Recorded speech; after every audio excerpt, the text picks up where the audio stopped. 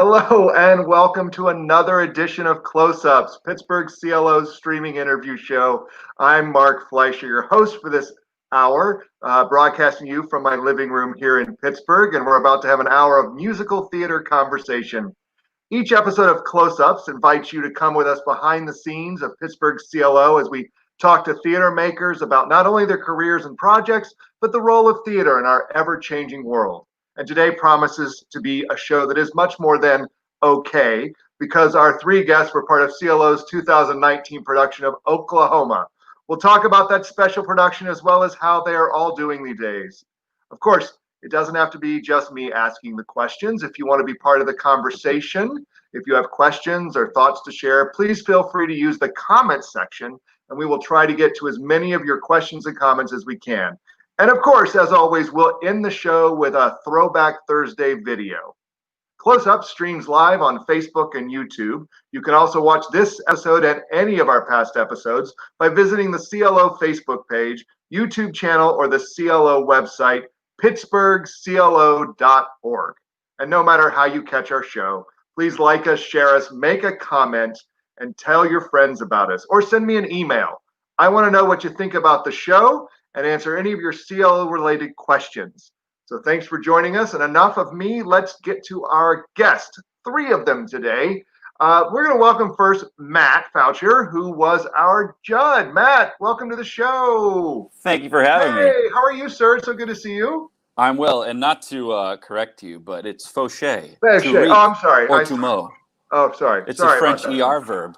Faucher. It's all right. It's been my entire life. I get a lot of like Faucher, but it's okay. I was Fleischer, Fleischer. I had a whole lot of that. Sure. I'm like Max Fleischer, the cartoons. Anyway, it's so good to see you, and thanks for joining us. Now, you said you're in South Carolina right now. You got to escape New York. Yeah, I flew in today. I got up at about 5 a.m. with two of my close buddies. They flew down with me. One of the other guys drove up from Florida, and my group, the Garden State guys, are performing down at the Arts Center of Coastal Carolina doing Frankie Valli Four Seasons music. Oh, that's great. And this is a group you've performed with for a while, right? We've been performing together for 8 years now, on and off, and we've done Rat Pack reviews. We've done Beach Boys. It's just four guys that love singing together, and we found that if you just get up on stage and have fun and you know what you're doing, people tend to enjoy it. So that's great. So a couple questions. What was it like to fly? Like, I have not, the idea of flying is still a little bit weird to me, but what was it like? So my wife did a Food Network competition cookie show. She's like an Instagram cookier. She's got, like, Instagram famous. So she did this Food Network competition. So she was the first one to fly. And she sort of like told me it was going to be like. The airport kind of feels normal. You're wearing masks, obviously, all the time. Except for when you eat or drink, which also seems sort of strange because you have people still like taking their masks off and doing stuff. But everyone was cool on the plane. There was no one got dragged off for not wanting to wear a mask or a face shield or any of that. Right. It just kind of felt like there were just little extra rules, but it didn't feel like we were in some sort of weird dystopian, time. But, and you felt safe? Yeah, I felt safe. Just following, the protocols that the scientists have told us, CDC guidelines, and I didn't feel uncomfortable at all. Right. And you guys, when do you start performing? You have tonight? We perform tomorrow night. We just had our first introductory rehearsal with the MD. We have a band rehearsal the day of the show. We do the show Friday night and then Saturday night. And what are the things happening at the theater in terms of protocols, or is it social distancing seating? Are you outdoors? They're at half capacity. Okay. And I believe they're spread out amongst the theater. Oh. For us, if you're not in a rehearsal space with people within your bubble, you have to mask up. We are all moving. When we go to get water or anything like that, you mask up. And you have to do a health check every time you enter the building. Right. So you get your temperature taken and you do a full questionnaire. And had you been singing on and we'll call it the break. It sounds like it was so nice, but is this your first time really sort of back, sort of full singing again, or did you keep it up? My wife and I went on a road trip because we weren't too comfortable about flying yet earlier during the beginning of all of this. And we went out to Colorado and actually sang together for the first time and did our own cabaret, an outdoor cabaret at the Lake Dillon Theater Company. Oh, okay. Yeah, I know where my wife has worked there for years and years, and they've tried to get us out there together, and we've, been trying to get out there, and this was actually finally an opportunity to get together and do it. So that was, we had a 29-hour drive, so we had 29 hours of one-on-one rehearsal time together, so we were pretty ready. You were also saying before we came on air that this is the most time you spent with your wife as the traveling performers that you are. Well, yeah, and some folks have come out of this, I think, looking a little differently at their significant other. But my wife and I are, I think, we're better friends and better partners from it. That's my opinion. That's but great. You have to ask her. Great. I mean, you obviously sang together, and did you guys? Yeah, what did you guys do? I'm still married. Did you pick up some new hobbies, or were you cooking? Were you one of those sourdough bread guys? I learned how to cut my own hair. Oh, there you go. I haven't, apparently, as you can tell. Because I figured, because no one's going to see you. We were down in LBI. My in-laws have a beach house down there, so we were there from March 15th to about mid-September. All right. So that's where we hunkered down, and so I learned to do that. And my wife is this amazing baker and cook, so she was sort of the mama hen, and I cooked a little bit. I learned to bake a little bit. I think everyone tried to make a sourdough at some point. That seemed to be the thing. You couldn't find yeast or flour in the grocery stores. So, it sounds like you found a way to kind of make this an okay situation. You're definitely a glass half full kind of guy on this one. That's me, man. I just been trying to work out and not put on COVID-19. Like trying to just keep those monsters at bay, because when you live with someone who makes cookies as a side hustle, it's hard to stay svelte. I know, when you're sitting on the couch watching TV and they go, "Hey, you want a cookie? I'm going to go make some." Right? I know that. I will have a cookie. I love cookies. Yes, I will. Well, great. Well, it's so great to catch up with you. We're going to actually have Sara come on, who was part of the love triangle, I guess we'll be talking about. It's Sara Ford. How are you? Oh, I'm good, thank you. How are you, Mark? Good. And where are you talking to us from? This is my new home. I'm moving to Brooklyn, literally as we speak. Like, I'm surrounded by towers of boxes. Yeah, I'm moving in.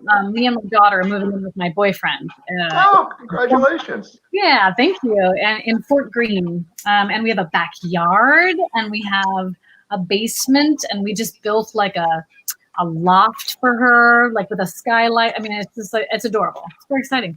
So obviously, over the course of COVID, you and your boyfriend got closer. So you guys are now living together. So good for you. I fell in love during COVID. Love in the time of coronavirus. The COVID romance. It's going to be a whole, Harlequin series now, right? So how have you been? How have you kept yourself busy during this crazy, sort of unusual time? Oh gosh. Yeah, the falling in love was a big thing. That was a part of it. Right at the start of the quarantine situation, I saw an opportunity to do some work, and is that my echo? I don't know. Probably. Thank you. I don't have my earphones are probably in a box somewhere. So I understand. Yes, the movie. I've been working on an adaptation of Calamity Jane for about 3 years now, I guess. And I did it about like 2 sold out performances at 54 Below 2 years ago now, and it was like a brand new adaptation. And so I wanted to get another edit under my belt, and I scheduled a Zoom reading. I think month 2 of quarantine, I got all of my fancy friends together, and it was fun. And we presented it for like a director and a choreographer, like a fancy duo that I shall remain nameless, that I was like kind of pitching it to, and yeah, so that was like that was the start, and just been writing. And my boyfriend's a writer as well, so we sort of found a really lovely collaboration between the two of us, and we just sit on the couch and giggle. That's really all. Oh, that's nice. Yeah, we just write stuff and giggle. Because I only know you as a performer, but so is writing a new thing? Have you always been writing and creating shows? Yeah, I've been writing. I've been writing since college. I wrote. I wrote like a bunch of monologues in college, and I wrote a bunch of scenes, and like we did like a showcase at the end of. I went to Carnegie in Pittsburgh. Yep. We did a showcase at the end of the 4 years, and I wrote my scene from my ex-husband and I actually, and it's done quite well for us. And then. Yes.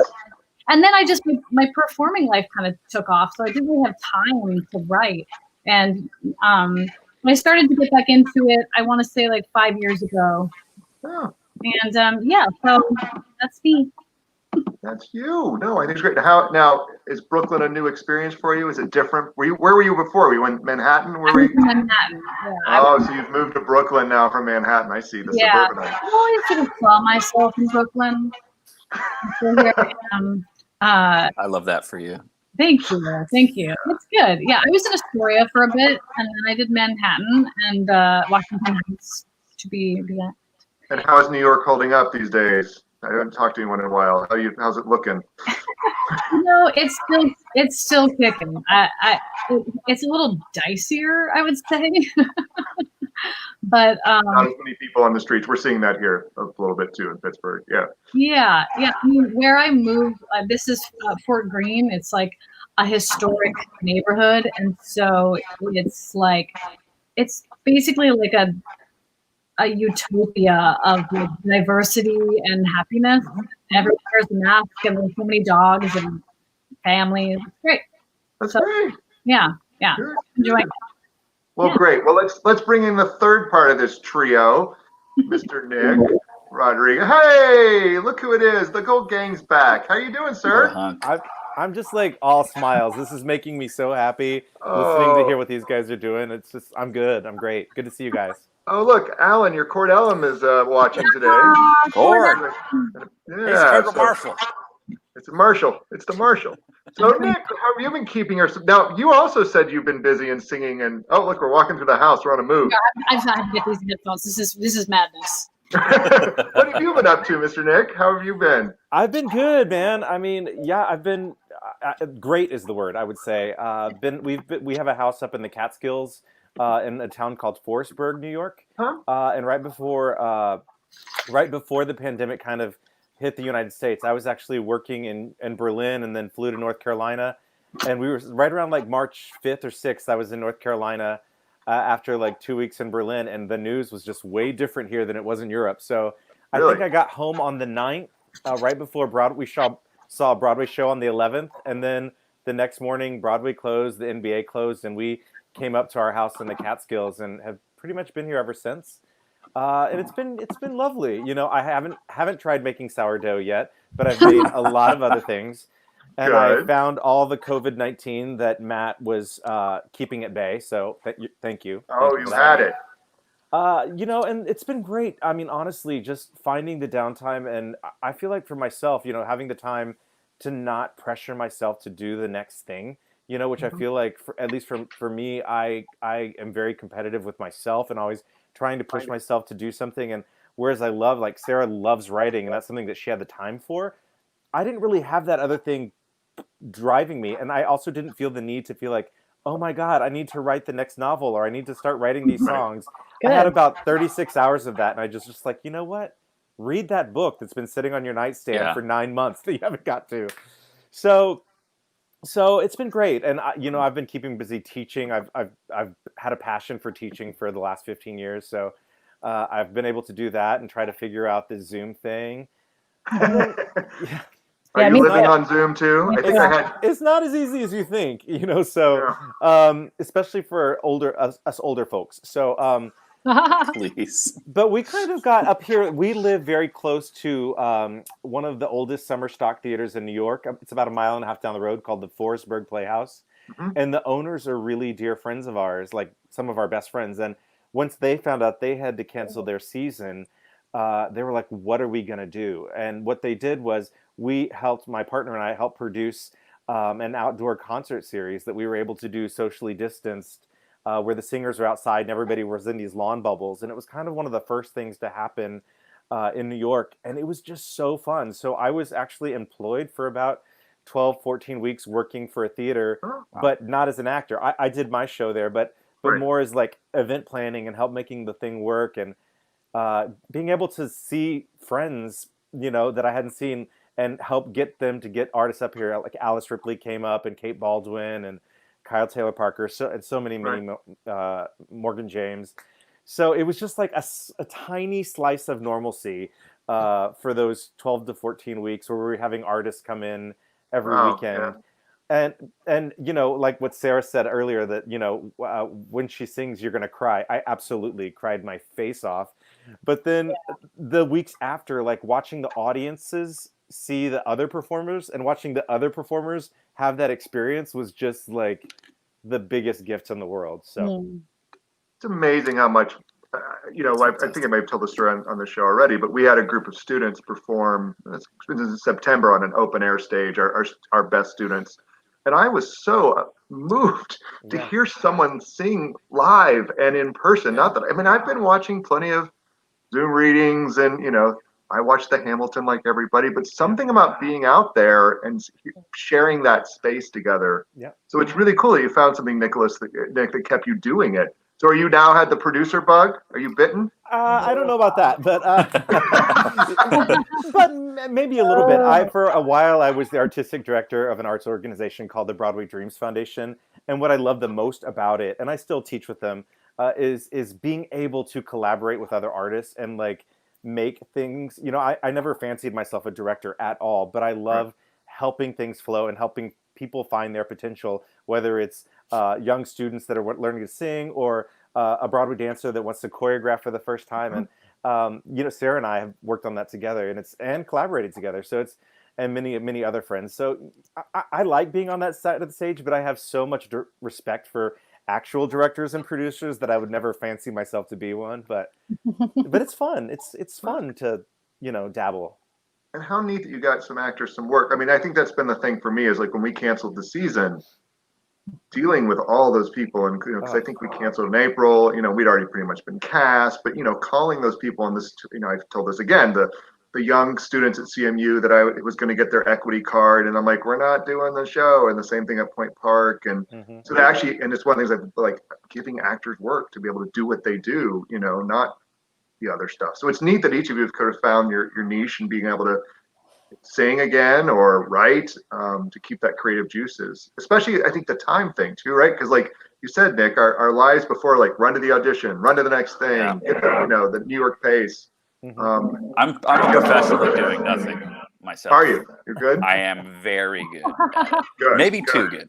Well, and what it's also done is help me prioritize like what's really important to me and who's really important to me.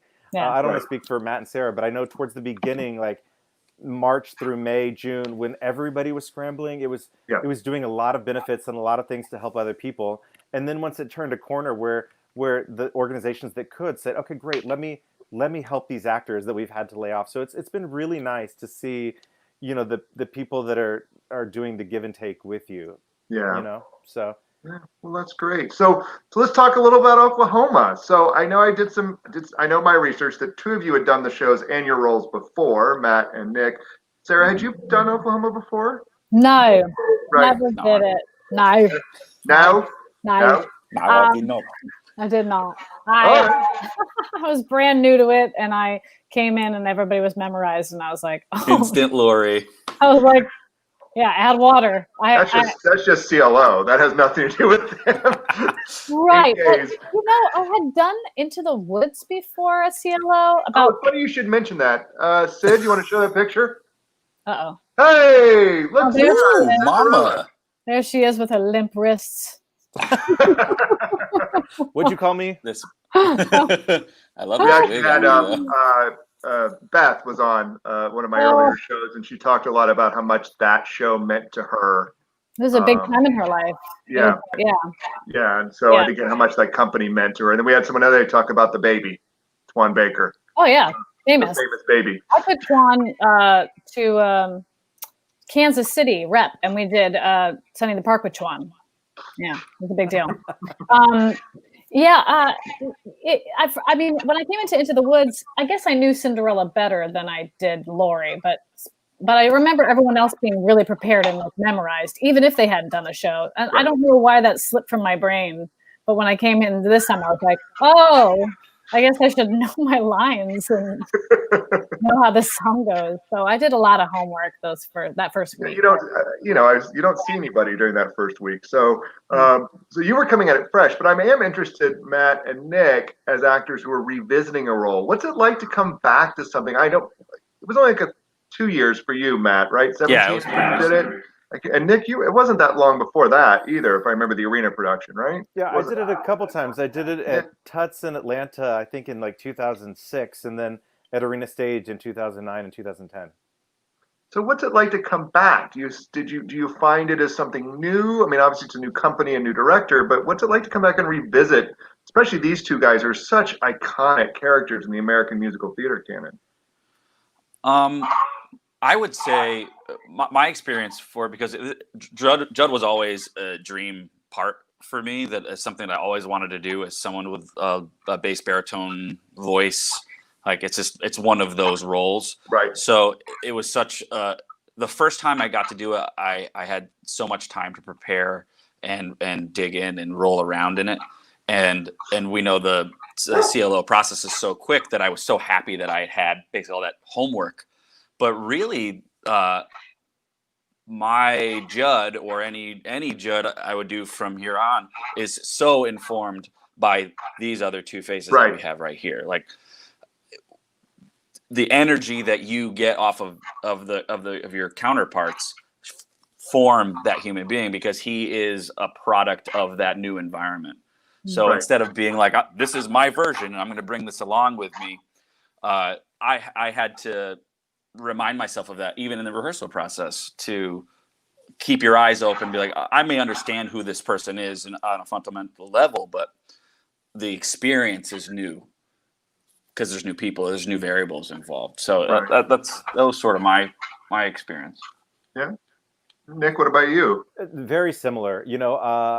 I knew at my core who Curly was just because I had a really, like Matt, lengthy process before to discover and to play and to try and to fail.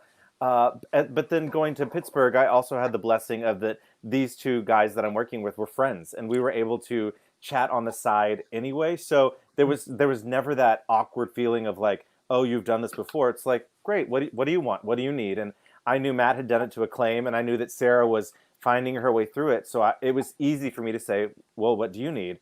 And then Dante Keene, our director, who was directing it for the first time, was the exact same way. She was like, I know you've done this. Let's find something new that you didn't find before. And let's embrace what you already like. Like, let's not change the wheel. Let's just get everybody on the same page and maybe find some new stuff along the way that you hadn't thought about before. So it was really awesome. And for me, the bulk of my performances at Arena Stage, all of them at Arena Stage, were in the round.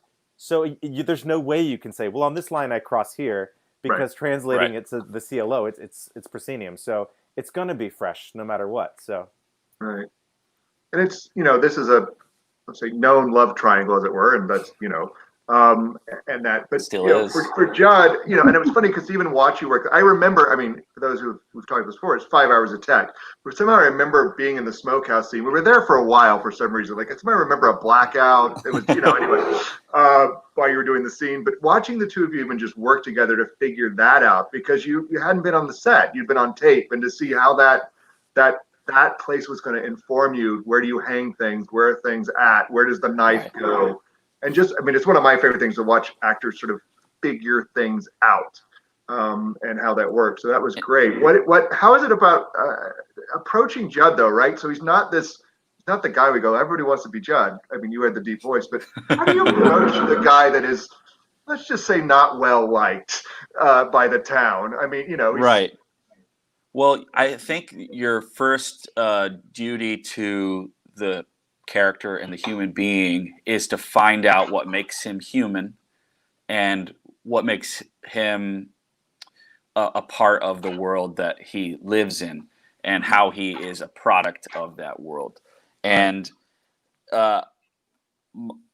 our job anytime we're given a role is to bring that person into reality and to bring ourselves to them. And the classic trap is to twirl your mustache and just be a bad human being.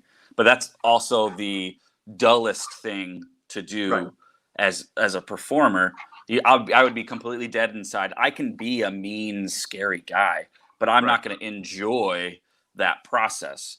Now, does he do scary or upsetting or unsettling things? Yes, but as the actor, I have to think of it as these are just wants and needs, and sometimes things get in my way, and sometimes those things make me upset, or this person's hurt me. A lot of it comes from a place of vulnerability, and that he's this sort of open wound, this nerve that keeps getting prodded until he has no other choice but what he does in the play. Right. And it's as you have to make yourself ignorant of the circumstances and say, this is the only thing that could happen, because I deserve this. I deserve Laurey, or I deserve to be respected in this community. So as long as you approach any character, especially someone that's considered a bad guy or anything like that, with empathy, I think that's your way into a more complete human being. Well, and I think that's from my watching, and we'll talk a little more about the show, but that idea that, Curly's not the most gling, sterling guy, if you would look at especially the smokehouse scene and some other things. So it's interesting that the way the sophistication of that show and the back and forth. For you, Sara, taking on a role like Laurey, which has been done by so many people and has got these quintessential roles, how do you come into that? Oh, look, and besides being a redhead, Your neck is so long. Do you have, obviously you probably grew up seeing the movie or listening to the soundtrack, or those. How do you put that behind, or does it inform as you come into a role that's sort of iconic? Yeah, I mean, again, this role was strangely not on my radar, and I don't know why, because she's very close to the human that I am. Right. So the sort of just like dirt under your fingernails, like dig your heels in, grounded one, salt of the earth is very much me. So that was kind of a fun thing. I had seen the movie, but I hadn't, and I'd seen the play on Broadway, I guess, with Patrick Wilson. I don't know. I just had never considered her. So it was really just like a fun, fresh take. I just was like, oh, cool. She seems awesome. I don't know. I'll see who she is. As far as like attacking roles that are, the headphones didn't help, did they? That's a serious echo. Okay. Attacking any sort of role that like is iconic. I mean, like I played Christine Daae in Phantom of the Opera, like, and I went through it with that. I felt it really with that, but I didn't feel like stifled by it. I felt actually I kind of felt like maybe it's the rebel in me, but I sort of felt like, oh, I'm gonna do whatever I want. Like I'm gonna like fit the mold, and you're gonna see Christine Daae or you're gonna see Laurey, but you're gonna like feel things that you haven't felt before because it's me. It's not the other person. It's me. Right. So, I think I like breaking rules, and I was always sort of taught to do that as a performer and a storyteller. My grandpa was a very dirty comedian, and and my grandmother was a very classically trained upheld soprano. So the two of them really helped shape the human I am. That's an interesting combo. I love that. Yeah. So makes for great Thanksgiving. It did, indeed.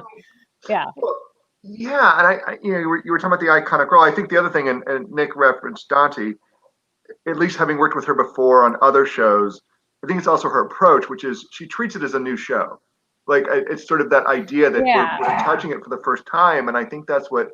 For me, watching it, it's such a classic. It's, the first sort of book musical. It's part of the canon. It's a golden age musical. So, every time, and it's sort of like all those musicals get, people roll their eyes a bit at him, like, oh, they're doing that again. But for what you guys found, it felt so fresh and new. And I think that's sort of interesting to me because it was also happening at the time that the Daniel Fish revival was running, which is completely different. Yeah. And so I guess that's my question for you, especially someone like Nick, who plays a lot of these leading man roles in these classic shows. Why do you think they still stick around this far into the musical, that Oklahoma still can resonate, whether with a really straight ahead but earnest interpretation like we did, or something completely different like Daniel Fish's? Well, I mean, I can only speak for myself, but I definitely think, Oklahoma is written about a certain time in the American history, but it was written as people were coming home from the war. So there was that whole optimism. So it translated to the time. And I think when our revival came, we were at a certain point in the political cycle where we needed that kind of optimism. So I feel like if you're embracing with what happens in the time, it still fits. It still works. South Pacific with the backdrop of, the war in the South Pacific, we're still feeling these things, and these race battles that you feel in South Pacific, they're still relevant today. So I feel like as long as Rodgers and Hammerstein really struck on these truly American themes that we're dealing with, even when they wrote something like The King and I, that was not set in America, but we can still relate to these ideas.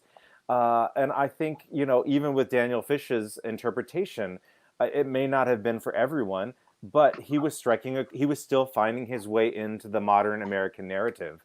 And I mean, to me, that's why they work. And the songs are iconic no matter what you do with them. People may have different opinions about how they should sound, but the songs are still the songs. I mean, let's be real. They were recorded by Frank Sinatra, Doris Day, Peggy Lee, and they've been sampled by Jay-Z. So we're not all going to like all the versions, but they're so accessible to us as human beings.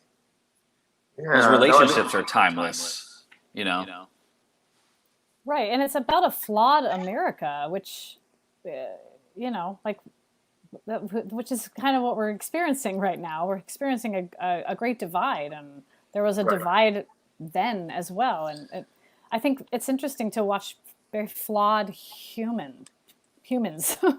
Yeah. I mean, because these shows, as we talked about, they were about these sort of unique moments and these great people, but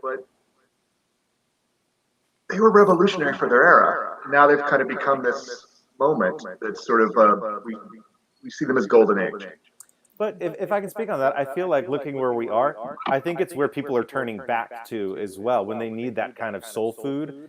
I've had the blessing to do a Rodgers and Hammerstein concert at Barrington Stage during the pandemic because people want to feel good, even if they want to take their kids to that, and I also got to do the Sound of Music tour that was just out, directed by Jack O'Brien, and the same feeling as doing the Oklahoma at CLO. You had the grandmother, the mother, and the grandchildren all able to sit in the same room and enjoy the same thing. So on one hand, you can call them pastiche, but on the other hand, you can call them comfort food. Comfort food. Yeah, that's a good way of putting it. Delicious. Well, yeah, and in our modern era right now, and you've got to reference this, that there are conversations about these shows being dated, and should they be done again, or should they be put on a shelf? And as someone who produces classic musicals, that's what our audience wants to see. It's something I've been thinking about a lot. And how do you find that fresh entry point? And they come from a different era. So how do you find them for now, and not just put them on the shelf? I think it's about leaning on the relationships. I think it's the structure of the story is. I'm sorry, I'm getting an echo of my own voice in my earphone. I'm getting one too now. Who is it? I blame Ford. I turned my echo off. Can you hear an echo anymore? That's right, guys. Yeah, there's like this amazing delay. I think the way in. I just won't listen to myself for a second. But I think the way in a modern context is embracing the structure of the relationships, because those things are timeless, and that's where the comfort food not only is because it's sweet or because it just makes us feel good. It's because we see ourselves, no matter what era we're in those stories. And if you want them to feel more pertinent to the current climate, I think those are just little dials to be twisted, and you're right in the pocket. I'm back now.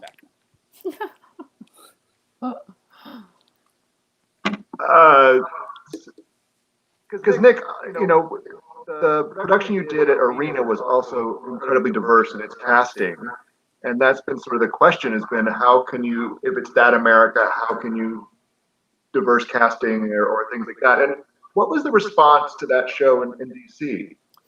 The response was incredible. It got brought back for another extended run. But the main question that we would get after the performances was, did you guys change the text? Did you change the songs? And I don't think so. I mean, no, I know we didn't change it, but I think people were just hearing it differently because the color of our faces was different than they were used to.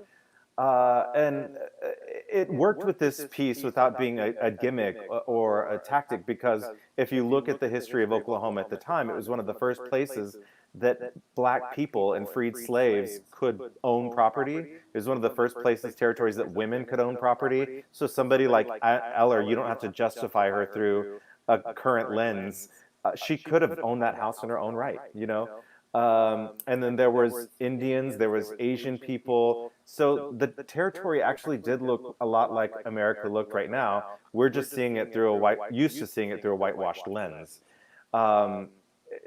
And it's been interesting since that production to see others across the country. I mean, I feel like our production at CLO was very ethnically diverse, right? But without gimmick or without question.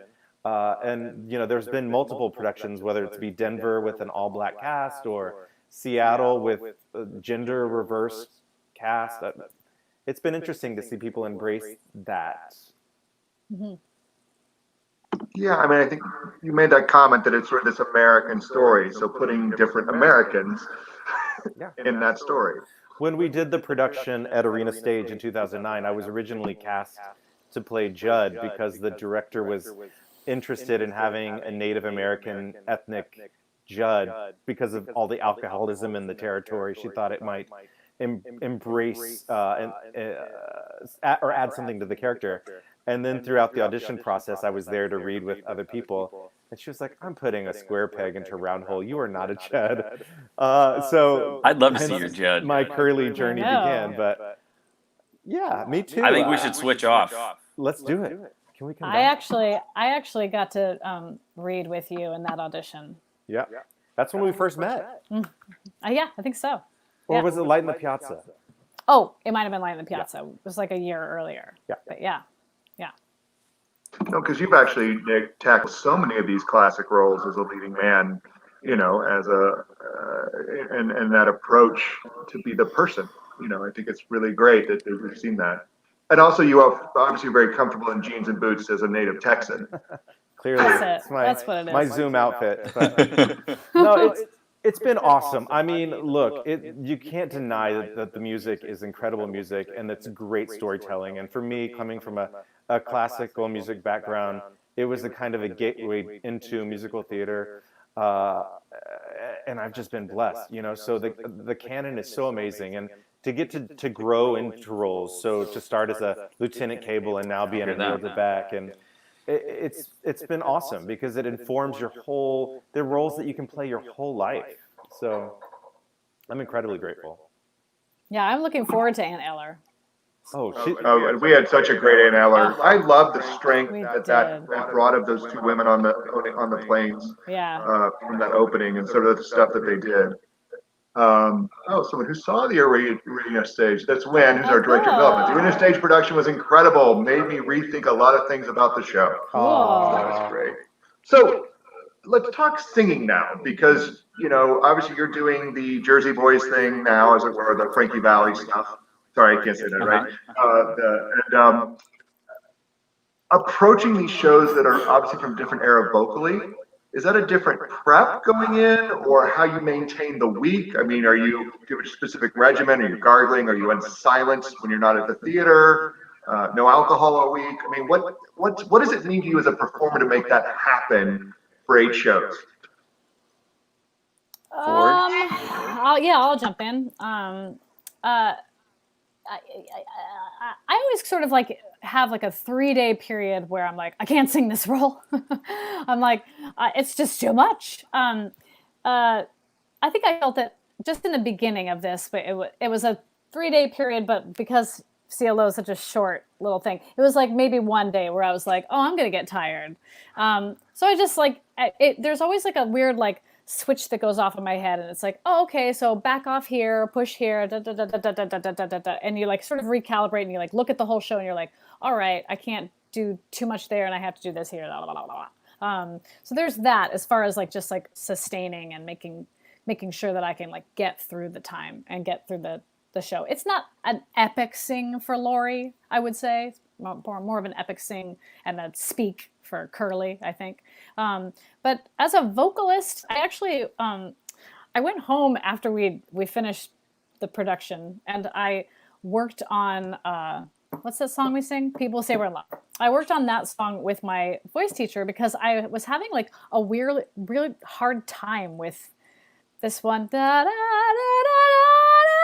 there was one part that I was like, where am I? What am I doing with this? I just couldn't figure out what I was doing. And I wanted to like be like in my head voice, sort of soprano land, but I also kind of wanted to belt it. And I couldn't figure out what I was doing. And I was talking to my voice teacher about it after the fact, which was a really smart move.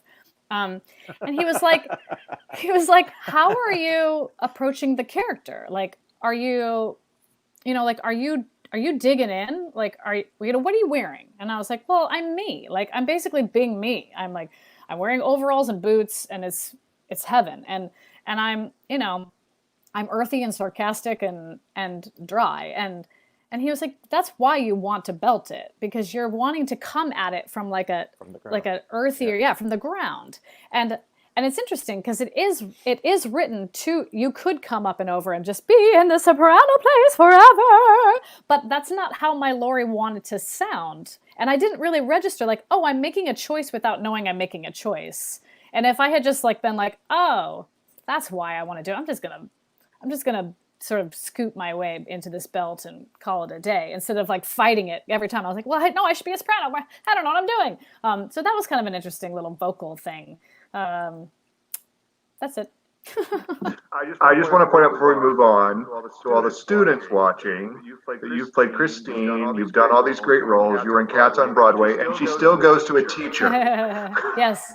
Right? I mean, I think a lot of performers don't realize how much you guys keep going to learn and try to do other things. It makes me a better teacher too, because I teach voice. And so like the minute I start taking lessons again, I'm like, oh my God, I'm such a better teacher now. Like I can really, because I'm working through stuff so I can help my students work through stuff. It's right. Just makes me better all around. That's great. That's great. I think there's something interesting too. I mean, she's an amazing voice teacher, by the way. I've watched her teach, and it's great.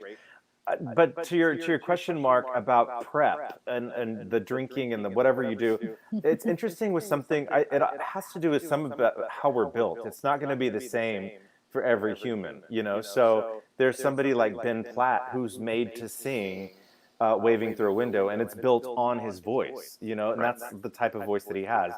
I've kind of been made to sing in this particular way, of this Rodgers and Hammerstein, this legit way, but that doesn't mean that I can't learn to do the other. It just might take a little bit more work. So whereas I can like wake up and sing Curly or Emile DeBeck, I have to really be disciplined when I'm singing something like Jesus and Superstar or Che and Evita.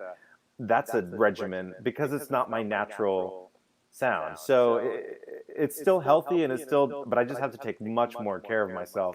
And I'm sure it's the same for Matt when he's singing all the pop stuff that's pushing the upper register. For me, it's about managing size and weight. I have a large instrument, and for a long time I just sort of threw it around. I wasn't really sure what I was doing with it. But learning that water was my best friend, and I can wake up and sing Judd. So the Rodgers and Hammerstein catalog was built for big, thick voices, thick boy voices, and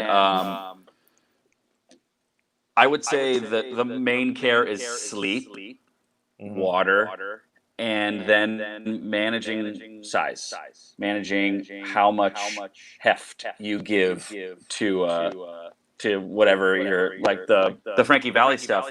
I would sound like a crazy person if I placed all of that in the same part of my voice or gave it the same amount of weight.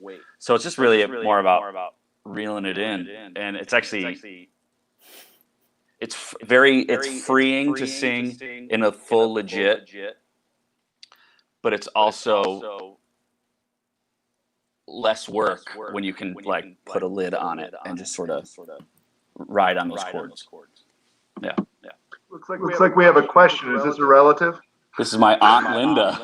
Ah.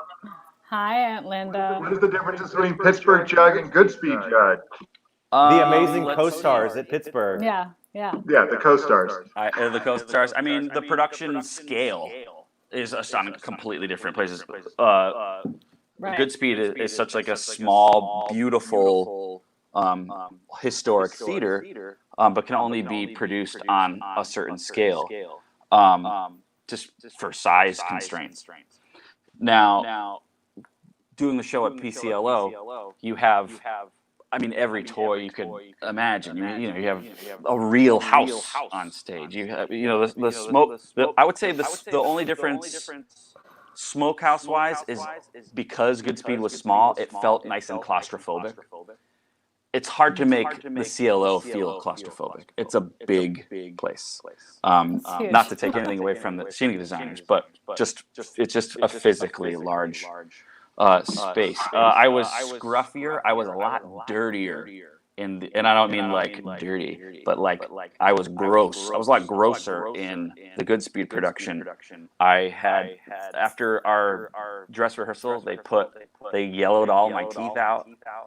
I was covered in the Texas dirt that they have, the makeup department. My hair was much longer. I would say I was probably maybe like cuter in the PCLO version, but still just as maniacal. There he is. I was probably in better shape for this one too, but I also had to take my clothes off, so that makes you want to be in better shape. I would say that those are the differences. Well, it was quite an epic set. That windmill. And, oh man, amazing. And we had to turn the Surrey on a dime when it came in. Oh, right. I remember that part of the technical rehearsals. Oh, trying to figure out the Surrey and your costume changes. Oh, yeah. That was again, intense. which happens at CLO because of an amazing crew backstage, but that they learn it in 5 hours. So it's amazing. So as you look back, as we wrap up, as you look back on the CLO production, what are some of your favorite memories? They can be on stage rehearsal room or maybe out in Pittsburgh, but what is it you think back on, other than this relationship of the three of you, that you remember most? Yeah, the relationship was pretty great. Like we had a really fun time off stage. I'll say that first. I'll say something we touched on right before we actually went live, but I said something about like I can't wait to perform again. Like I'm probably going to burst into tears. But it had been a second since I'd been on stage actually when I did Oklahoma, just because. I don't know. I think the last thing I had done on stage was Cats, and then I was just doing like solo work and concert work and whatnot until then. So I was on stage, but like in a proper play. And I had to be on stage from the start of the show because I entered from the house and you didn't want to see me like walk through. So I was sort of on stage that whole time. Not sort of, I was. And I would sit there and listen to Nicholas sing Oh, What a Beautiful Morning, and I would just cry. I would just sit backstage and cry and think about how happy I was to be doing what I love. And I think about that a lot because even now, when I think about just like staying positive about everything that's going on right now, I just keep being like, okay, like keep that keep that vision, in your head about like what's going to make you happy at the end of all this. When it all ends and the Renaissance starts, because there's going to be a theatrical Renaissance. I'm definitely, we'll probably all be a part of it. But I just keep thinking of being in the wings, and it reminds me of that moment, just being in the wings, and it always sort of just makes me choke up to think about it, because yeah. So I'd say that. Great. Maker Matt? I would say getting to love on each other was awesome. Like getting to know these folks and the rest of the cast. I mean, it was just a really lovely group of people to work with. I mean, I feel like that's a packaged answer, but it's actually very true. And selfishly getting to sing with a full tilt orchestra is one of the rarest, most beautiful treats that any singer, especially that sings legit rep, can possibly get. And it is astounding, that sound. Well, thank you. I mean, it's something we're very proud and committed to have the full orchestrations. And James Cunningham, our music director and maestro, and that Pittsburgh CLO orchestra, I love it. And when we do these classics, that's really a commitment we have. So I appreciate you mentioning that. Yeah. Nick? I mean, these guys touched on two of the exact same things that I was going to say. And also getting, like, theater is not meant to be done in 9 days.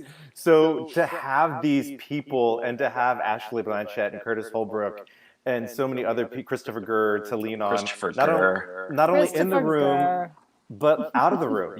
We spent all our time together because we wanted to, not because we had to. Yeah.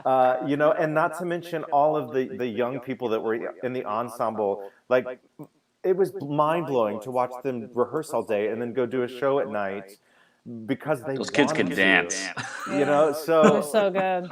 And to do that on that scale, that level of professionalism, and to stay in touch with some of them and watch their careers happen and go on to do other things was truly a gift. But you said something, Mark, earlier that I found so fascinating when you touched on the smokehouse scene in tech and how intense that was, and I'd almost forgotten that we only had 5 hours of tech and that takeaway. But it's really rare being a leading man that you get to share the stage with another leading man. And here you have a situation that Matt said wasn't claustrophobic. It felt claustrophobic to me. You had a knife. Well, our relationship was very claustrophobic. Yeah, but to have that kind of, that kind of intensity and that kind of trust at the same time is really a gift. And as somebody who thought that my curly days were over because of my age, it was just every day I approached it as like, oh, this might be the last time I get to do this. And to get to do it on that scale was such a gift. I mean, it's such a beautiful space. I still feel taken away when I walk on the stage, and to go to Sara. One of my rituals at CLO is to watch the final show from the wings. I just love seeing the sort of dance backstage, but also seeing that point of view, and also watching, as you said, the ensemble, often standing in the wings, watching performances of accomplished performers who do see that as a first job, career launch. That ensemble is unsung heroes.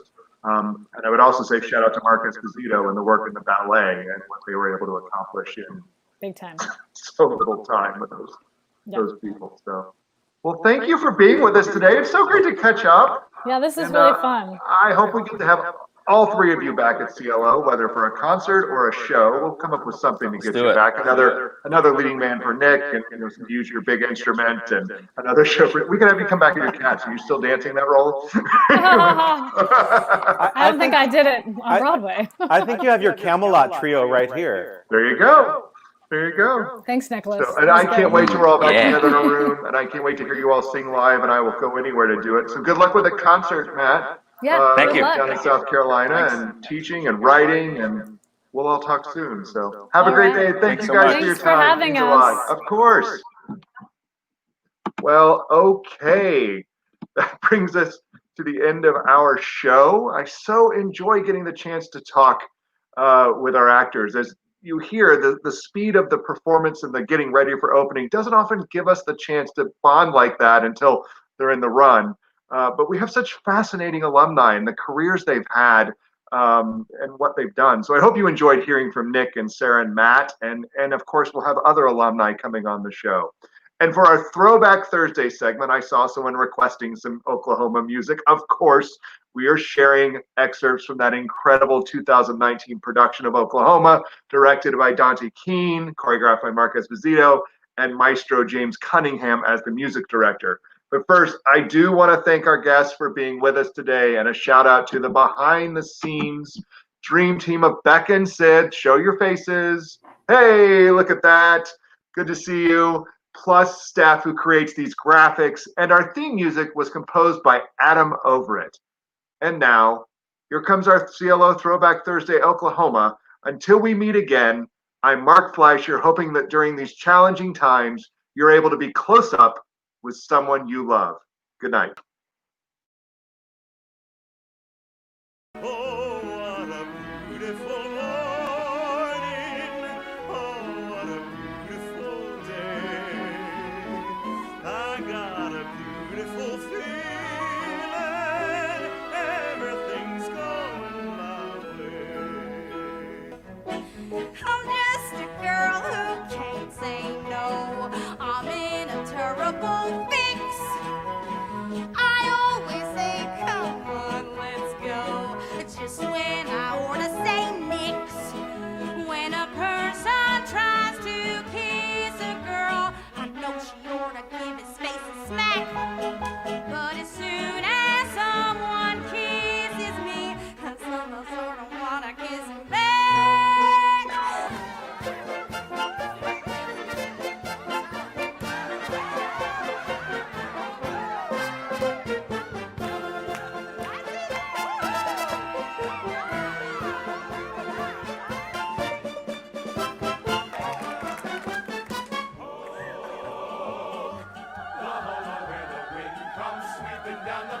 Oklahoma, where the waving wheat can sure smell sweet when the wind comes right behind the rain.